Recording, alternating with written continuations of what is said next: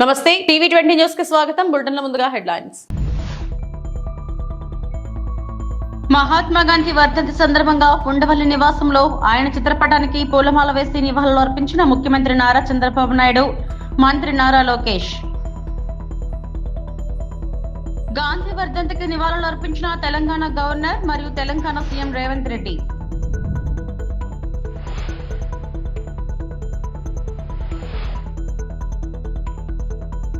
ఏపీలో WhatsApp governance ప్రారంభించిన మంత్రి నారా లోకేష్.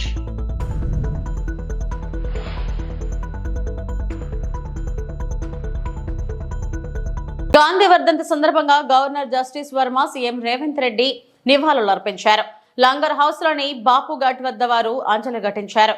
దేశ స్వాతంత్ర్యం కోసం గాంధీ చేసిన సేవలను వారు గుర్తు చేశారు. కార్యక్రమంలో పలువురు మంత్రులు, సీఎస్ శాంతికుమారి పాల్గొన్నారు. మహాత్మా గాంధీ వర్ధంతి సందర్భంగా దేశవ్యాప్తంగా మహాత్ముడికి ప్రముఖులు, ప్రజలు నివాళులు అర్పించారు. రాష్ట్రపతి ద్రౌపది ముర్ము, ఉపరాష్ట్రపతి జగదీప్ ధన్ఖడ్ రాజ్ ఘాట్ కు వెళ్లి మహాత్మా గాంధీకి నివాళులు అర్పించారు. అక్కడ సర్వధర్మ ప్రార్థనలలో పాల్గొన్నారు. ప్రధాని నరేంద్ర మోడీ, కేంద్ర మంత్రులు కూడా రాజ్ ఘాట్ లో గాంధీ మహాత్మునికి నివాళులు अर्పించారు. राष्ट्रपति द्रौपदी मुर्मू पहुंची हैं राजघाट पर। प्रधानमंत्री नरेंद्र मोदी ने बापू को याद किया, श्रद्धा सुमन अर्पित किए। उपराष्ट्रपति जगदीप धनखड़ ने राजघाट पहुंचकर राष्ट्रपिता महात्मा गांधी को श्रद्धांजलि अर्पित की। और अब हम देख रहे हैं राष्ट्रपति द्रौपदी मुर्मू को जो राजघाट पहुंची हैं और बापू को श्रद्धा सुमन अर्पित करेंगी। तीनों सेनाओं के प्रमुख भी राजघाट पर इस वक्त मौजूद हैं। रक्षा मंत्री राजनाथ सिंह मौजूद हैं, रक्षा राज्य मंत्री मौजूद हैं। और आज पूरा देश बापू को नमन कर रहा है, उन्हें याद कर रहा है। आज 77वीं पुण्यतिथि के मौके पर आज पूरा राष्ट्र उन्हें श्रद्धांजलि, श्रद्धा सुमन अर्पित कर रहा है। राष्ट्रपति द्रौपदी मुर्मू पहुंची हैं राजघाट पर।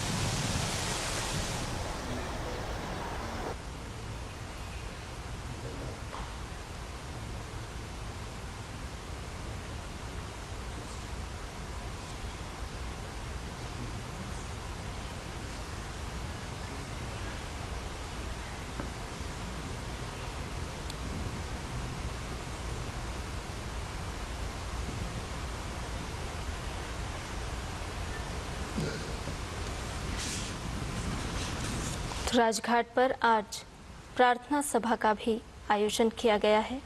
बापू को आज पूरा राष्ट्र याद कर रहा है। గాంధీ వర్ధంతి సందర్భంగా governor justice Varma, CM Revanth Reddy నివాళులు అర్పించారు. లంగర్ హౌస్ లోని బాపు ఘాట్ వద్ద వారు అంజలి ఘటించారు. దేశ స్వాతంత్ర్యం కోసం గాంధీ చేసిన సేవలను వారు గుర్తు చేశారు. కార్యక్రమంలో పలువురు మంత్రులు, సీఎస్ శాంతికుమారి పాల్గొన్నారు.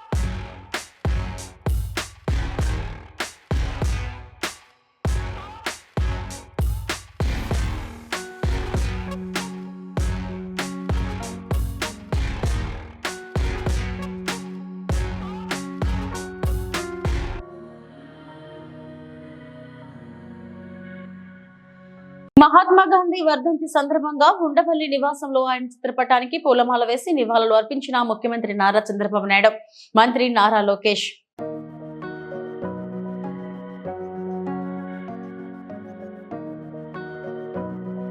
దేశంలో తొలిసారిగా మనమిత్ర పేరుతో ఏపీ ప్రభుత్వం వాట్సాప్ గవర్నెన్స్ కు శ్రీకారం చుట్టింది.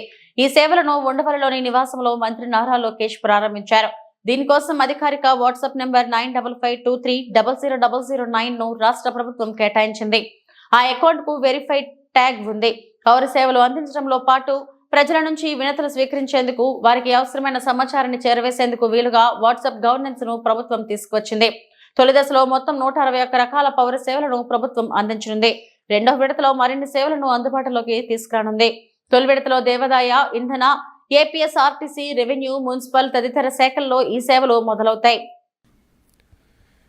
మీ అందరు తెలిసిందే, యువగలం పాదయాత్ర చేశాను. 3132 కిలోమీటర్లు నేను నడిచాను. ఈ ఆలోచన నాకు యువగలం పాదయాత్ర నుంచి మొదలైంది. మీరు ఒక్కసారి కానీ మా స్పీచ్లు కూడా మీరు చూస్తుంటే, నా స్పీచ్ చూస్తుంటే నేను పదే పదే చెప్పేవాడిని. ఒక బటన్ నొక్కితే భోజనం వస్తుంది, ఒక బటన్ నొక్కితే సినిమా చూస్తున్నాం, ఒక బటన్ నొక్కితే ట్యాక్సీ వస్తుంది, కానీ ఒక బటన్ నొక్కితే ఎందుకు ప్రభుత్వం మీ దగ్గరికి రావట్లేదు, ఆ ఛాలెంజ్ నేను స్వీకరిస్తున్నానని ఆనాడు చెప్పాను. అందుకే ఈరోజు మన మిత్ర, ప్రజల చేతిలోనే ప్రభుత్వం, ప్రజల చేతిలో పాలన, మాది ప్రజాప్రభుత్వం, ఈ నినాదంతో ఈరోజు ఇది మేము ప్రారంభించడం జరుగుతుంది. యువగలం పాదయాత్రలో అడుగడుగున ప్రజలు ఎదుర్కొంటున్న సమస్యలు నేరుగా తెలుసుకునే నాకు అవకాశం కలిగింది. పొద్దున నేను బస్ దిగి పాదయాత్ర ప్రారంభించిన దగ్గర నుంచి మళ్ళీ తిరిగి బస్ ఎక్కే వరకు ప్రజలతో ఉన్న, కార్యకర్తలతో ఉన్న, నాయకులతో ఉన్న. ఊరు నుంచి ఊరు నేను నడిచేటప్పుడు కూడా అక్కడ ప్రజలతో మాట్లాడేవాడిని, లేదంటే కార్యకర్తలతో మాట్లాడేవాడిని, నాయకులతో మాట్లాడేవాడిని, వాళ్ళ సమస్యలు నేను తెలుసుకునేవాడిని. అది జరిగినప్పుడు నేను రైతుల్ని కలిసా, మహిళల్ని, విద్యార్థుల్ని, కుల వృత్తుల వాళ్ళని కూడా కలుస్తాం జరిగింది. వాళ్ళందరినీ కలిసినప్పుడు వాళ్ళు ఒకటే అడిగారు, పద్దాక మమ్మల్ని మా కాస్ట్ సర్టిఫికేట్ ఉందంటే ప్రతి ఇన్ని నెలలకు ఒకసారి మిమ్మల్ని ఎందుకు తీసుకోవాలి, ఇన్కమ్ సర్టిఫికేట్ ఉంది మళ్ళీ మేము అధికారుల దగ్గరికి ఎందుకు వెళ్ళాలి, పవర్ బిల్ చెల్లించాలంటే ఎందుకు సీమ్లెస్గా మేము చెల్లించలేకపోతున్నాం, లేదంటే ఆర్టీసీ టికెట్ తీసుకోవాలన్నా మేము బస్ ఎక్కిన తర్వాత ఎందుకు తీసుకోవాలి, ముందర మేము ప్లాన్ చేసి ఎందుకు తీసుకోకూడదని పదే పదే నన్ను అడగటం జరిగింది. ఇంతేకాకుండా మీరు చూస్తే గత 5 సంవత్సరాల పరిపాలనలో నేను అనేక సందర్భాల్లో సర్టిఫికెట్ రానికుండా చేసిన పరిస్థితులు చూసాం. అంటే అది చూసిన తర్వాత ఎందుకు అట్లా ఉండాలి. మీరు చూస్తే దుగ్గిరాల నియోజకవర్గంలో ఒక ఎంపీటీసీ గారు పోటీ చేస్తుంటే, దుగ్గిరాల మండలంలో ఎంపీటీసీ గారు పోటీ చేస్తుంటే సర్టిఫికెట్ ఆనాడు ఇవ్వలేదు, కావాలని బీసీ సర్టిఫికెట్ ఇవ్వలేదు. సో ఆ రోజు నాకు అర్థమైంది, సిస్టంలో ఒక లోపం ఉంది, ఇది కరెక్ట్ చేయాలి, ఎవరు ఇట్లా సర్టిఫికెట్ కోసం ఎవరు ఇబ్బంది పడకూడదు అనే ఆలోచనతో మొదలైంది. ఇది మీరు ఒక్కసారి చూస్తే 36 డిపార్ట్మెంట్లని ఇంటిగ్రేట్ చేయాలి. సో ఇది చాలా చాలా కాంప్లెక్స్ ప్రాజెక్ట్. మొదటి విడతలో 161 సర్వీసెస్ లాంచ్ చేస్తున్నాం. మా టీం చెప్పొద్దన్నారు, బట్ నేను చెప్తున్నాను, ఈరోజు రెండో విడతలో 360 సర్వీసెస్ మేము లాంచ్ చేస్తాము. There is no debate, no discussion, we will launch. So ప్రజలకి ప్రభుత్వం మధ్యన ఇదొక ప్లాట్ఫామ్గా ఏర్పాటు చేసి రియల్ టైం సర్టిఫికెట్స్ వాళ్ళకి డెలివర్ చేసే బాధ్యత మన ప్రజాప్రభుత్వం తీసుకుంటుంది. దాంట్లో భాగంగా మీరు చూస్తే నేను కూడా మా టీంని పదే పదే అడిగింది, ఇక్కడ సర్టిఫికెట్స్ కూడా మేము ఇష్యూ చేసినప్పుడు దానిపైన స్పెసిఫిక్ క్యూఆర్ కోడ్ ఉంటుంది. ఎందుకంటే మీరు ఆథెంటిసిటీ గురించి మీరు అడుగుతారు నాకు తెలుసు, అందుకే ముందలే ప్రియం చేస్తున్నా. క్యూఆర్ కోడ్ అనేది ప్రతి సర్టిఫికెట్ పైన ఉంటుంది. ఆ క్యూఆర్ కోడ్ స్కాన్ చేస్తే ఏపీ గవర్నమెంట్ వెబ్సైట్కి లింక్ వెళ్తుంది. ఆ ఏపీ గవర్నమెంట్ వెబ్సైట్ పైన క్లియర్గా సర్టిఫికెట్ పైన ఉండాల్సిన పేరేంటి, వివరాలు ఏంటి వెబ్సైట్ పైన కనపడుతుంది. సో ఎవరు ఫేక్ సర్టిఫికెట్లు జనరేట్ చేసేదానికి అవకాశం ఉండదు. అది బ్లాక్ చైన్ పైన కూడా తీసుకురావాలని మేము నిర్ణయం తీసుకున్నాం. అది కూడా త్వరలో రిలీజ్ చేస్తాం. సో ఇప్పుడు మీరు చూస్తే ఈ సర్వీసెస్ అన్నీ ఒక పక్కన రెవెన్యూ సర్వీసెస్, రెండో పక్కన మున్సిపల్ సర్వీసెస్, మూడోది ఎండోమెంట్, అంటే దేవాలయాల్లో కూడా టీటీడీ మినహా అన్ని దేవాలయాలు వచ్చినాయి. 2 విడతలో టీటీడీ కూడా ఈ సర్వీసెస్లోకి వస్తుంది. దేవుడు ఆశీస్సులు ఉంటాయి, ఈ సర్వీసుల్లోకి వస్తుంది. అంతేకాకుండా ఇప్పుడు సెలెక్షన్ నంబర్కి వెళ్ళి సెలెక్షన్ ఉంటుంది, మీరు సెలెక్ట్ చేయాలి. నెక్స్ట్ ఫేజ్లో ఏఐ బాట్ మేము అమలు చేస్తాం.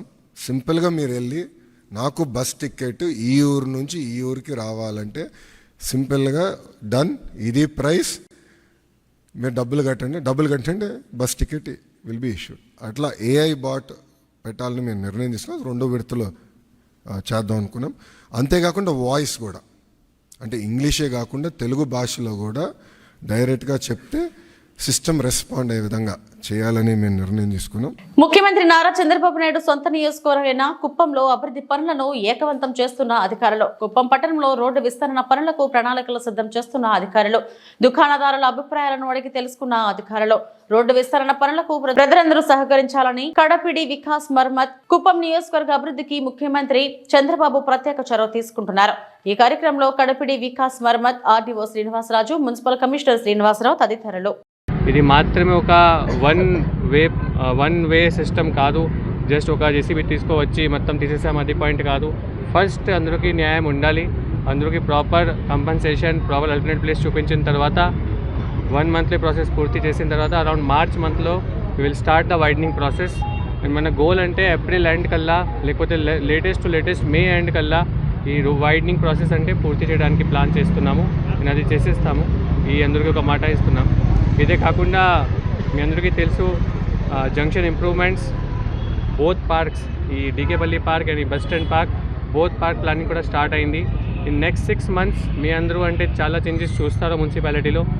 అండ్ వేస్ట్ ట్రీట్మెంట్ కూడా ప్లాన్ స్టార్ట్ చేయడం జరిగింది. సో మున్సిపాలిటీ బేసిక్లీ నెక్స్ట్ 6 monthsలో దాదాపు 20 to 30% చేంజెస్ తీసుకువస్తాము గ్రేడ్ లెవెల్లో.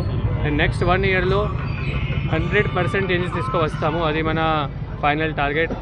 And all this we are doing with the guidance of Honorable CM sir and with support of MLC garu, Suresh garu, Manratnam garu, and definitely continuous guidance of Collector sir.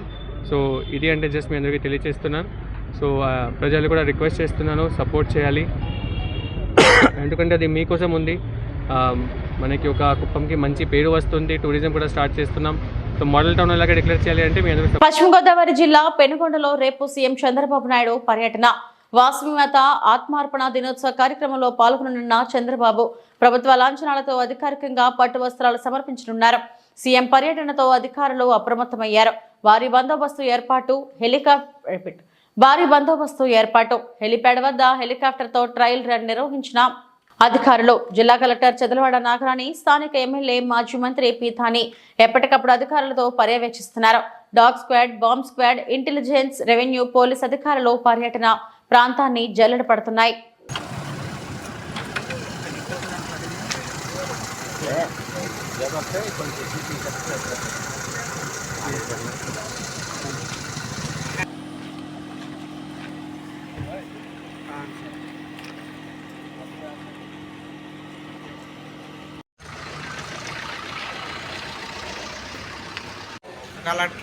Collector ఇంకెవరండి?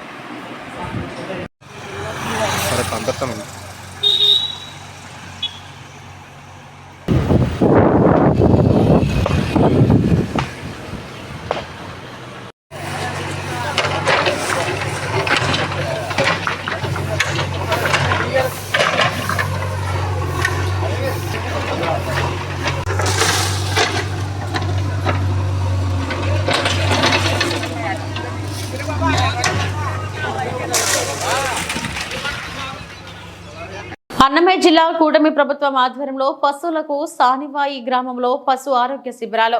కూటమి ప్రభుత్వం రైతులకు మేలు చేయాలనే ఉద్దేశంతో వర్షాకాలం తర్వాత పశువులకు గొర్రెలకు వచ్చే జబ్బులకు ముందస్తు చర్యలలో భాగంగా రైతులు నష్టపోకుండా టీకాలు అందించాలనే ఉద్దేశంతో ఈ రోజు వీరబల్లి మండలం సానిపాయ గ్రామంలోని నేతివాండ్లపల్లి కొత్తపేట నందు పశు ఆరోగ్య శిబిరాలు ఏర్పాటు చేయడం జరిగింది.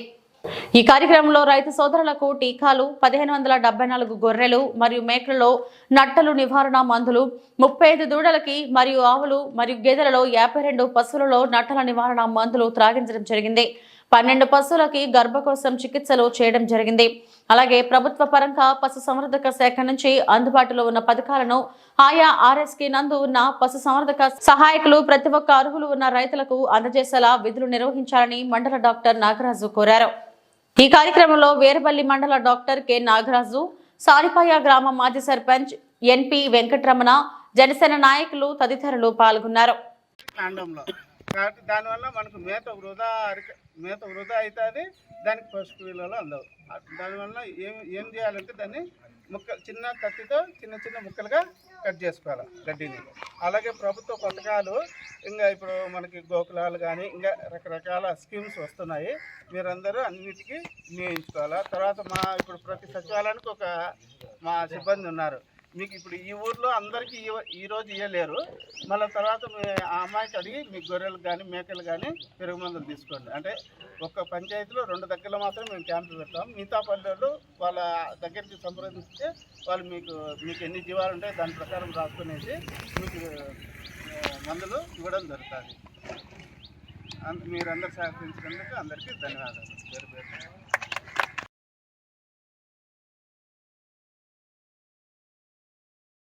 అనకాపల్లి జిల్లా కసింకోటలో సంచలనం కలిగించిన వివాహిత ఆత్మహత్య కేసులో 4 నిందితులను అరెస్టు చేసి రిమాండ్కు తరలించామని అనకాపల్లి డీఎస్పీ శ్రావణి తెలిపారు. అనకాపల్లి జిల్లా కసింకోట పోలీస్ స్టేషన్లో వివాహిత ఆత్మహత్యపై డీఎస్పీ శ్రావణి మీడియా సమావేశంలో మాట్లాడుతూ ఈ కేసులో భర్త, అత్తమామ, ఆడపడుచులను అరెస్టు చేసి రిమాండ్కు తరలించడం జరిగిందని డీఎస్పీ శ్రావణి తెలిపారు. వరకట్నం వేధింపులతో పాటు అత్తమామ, ఆడపడుచులు వ్యక్తిగత వేధింపుల వల్ల మనస్తాపానికి గురై 2 రోజుల క్రితం ఆత్మహత్య చేసుకుందనే విషయం తెలుసుకున్న పోలీసులు కేసు నమోదు చేసి భర్త, అత్తమామ, ఆడపడుచులను అరెస్టు చేసి రిమాండ్కు తరలించడం జరిగిందని శ్రావణి తెలిపారు. మృతురాలి తల్లి ఫిర్యాదు మేరకు Kasimkota circle inspector Allu Swami Naidu case నమోదు చేసి దర్యాప్తు చేసి నిందితులను అరెస్టు చేయడం జరిగిందని శ్రావణి తెలిపారు. పశ్చిమ గోదావరి జిల్లా కొవ్వూరు మండలం కాపవరం గ్రామానికి చెందిన మిర్యాల సుమ. ఈమెకు వచ్చేసి కసింకోట మండలం వెదురుపాటి గ్రామానికి చెందిన పల్లివేళ్ల కృపాసాగర్. ఆయనతో 2019వ సంవత్సరంలో వివాహం జరిగింది. వివాహం జరిగే క్రమంలోనే 1 లక్ష రూపాయలు కట్నం, 1 లక్ష రూపాయలు సారి సామాను, 30,000 ఆడవచ్చు కట్నం వాళ్ళు డిమాండ్ చేయడం జరిగింది. బేస్డ్ ఆన్ దేర్ డిమాండ్స్ ఈ ఫ్యామిలీ మెంబర్స్ ఎవరైతే ఉన్నారో ఆ మనీ ఇవ్వడం జరిగింది. సబ్సిక్వెంట్గా కూడా వీళ్ళు అమ్మాయిని హెరాస్ చేయడం ఫర్ మనీ అండ్ దౌరీ చేయడం జరిగింది. సో ఆన్ దాట్ బేసిస్ దఫాలుగా కొంత amounts for their household ఎక్స్పెన్సెస్కి అన్నిటికీ కూడా వాళ్ళు ఇవ్వడం జరిగింది. అండ్ రీసెంట్లీ ఎప్పుడైతే ఏమన్నా సిక్ ఉన్నాడో అప్పుడు కూడా వాళ్ళ ఇంటికి వెళ్ళి డబ్బులు తీసుకురమ్మన్నారు. సో అప్పుడు కూడా ఆమె డబ్బులు తీసుకుని 20,000 ఇస్తానని ప్రామిస్ చేశారు. అందులో 10,000 తీసుకొచ్చి ఇవ్వడం జరిగింది. తిరుమలలో రానున్న ఫిబ్రవరి 4వ తేదీ రథసప్తమి సందర్భంగా గురువారం ఉదయం సూర్యప్రభ వాహనం, సర్వభూపాల వాహనం ఆలయం వద్ద టీటీడీ అధికారులు వాహనాలను ట్రైన్ రన్ నిర్వహించారు. అలాగే రథసప్తమి పర్వదినం రోజు 7 వాహనాలపై స్వామివారు ఆలయ మాడవీధుల్లో విహరించి భక్తులకు దర్శనమివ్వనున్నారు. రథసప్తమికి తిరుమలకు భారీ సంఖ్యలో వచ్చే భక్తుల కోసం టీటీడీ విస్తృతమైన ఏర్పాట్లు చేస్తుంది.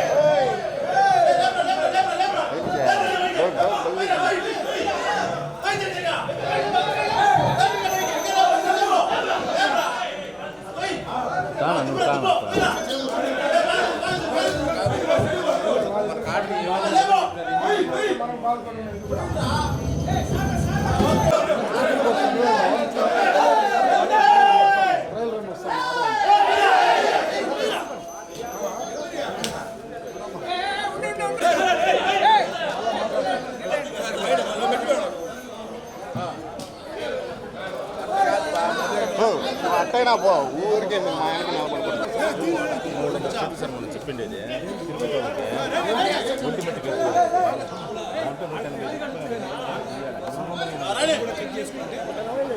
అంతే 115 ఈసారి వాళ్ళకి 200 కావాలంటే 200